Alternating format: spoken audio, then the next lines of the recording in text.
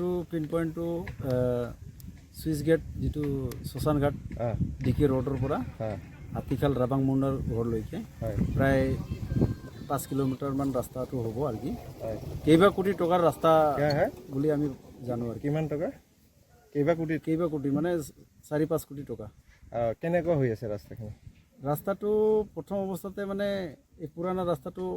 JCP দি অলপ সমান কৰিছিল সমান কৰাৰ পিছত ওপৰত গিটি লগাইছিল বহুত মানে গিটিটো প্ৰায় 1 বছৰ আগতে এইটো সব দাবি ভিতৰত সোমাই গ'ল নাইকিয়া হৈ গ'ল এতিয়া ৰাস্তাটো ইয়াৰ ওপৰতে মানে এই ব্লকটো লগাই আছে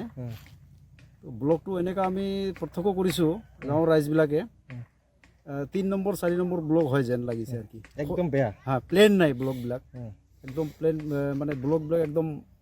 খচখচা নিচিনা আৰু কি মানে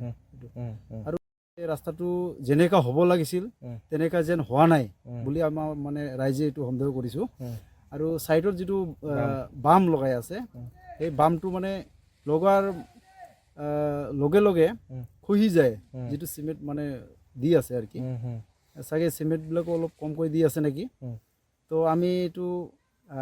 আপোনাৰ মিডিয়াৰ যোগেদি আমি কৰ্তৃপক্ষ চৰকাৰৰ যি কৰ্তৃপক্ষ আছে এই ৰাস্তাৰ মানে যিটো মানে ডিপাৰ্টমেণ্ট আছে আমি ডিপাৰ্টমেণ্টলৈ এই ৰাস্তাই ইনকুৱাৰী কৰাৰ কাৰণে বা ইনস্পেকশ্যন কৰাৰ কাৰণে আমি অনুৰোধ জনাইছোঁ আৰু কি এতিয়া দিছিলে মানে কিবাটো দিছিল পাথৰ দিছিলে এই পাথৰবিলাক এতিয়া নাইকিয়া হৈ গৈছে আৰু মাটিৰ ওপৰতে এতিয়া এই বালু মানে মাটি মিহলা বালু আৰু কি একদম স্পেচিয়েল বালু নহয় এইবিলাক সেইবিলাক বালু লগাইখিনি তাৰ ওপৰত ব্লকটো বহাই আছে কেনেকুৱা হৈছে ৰাস্তাটো ইমান ভাল হোৱা নাই আৰু কি যেনেকৈ আমি বাহিৰৰ ফালে দেখিছোঁ প্লেন এৰিয়াত আমি দেখিছোঁ মানে নামদানিত যেনেকৈ মানে ব্লকবিলাক দেখিছোঁ তাৰ অনুপাতে আমাৰ এই ৰাস্তা যিটো হৈ আছে এইটো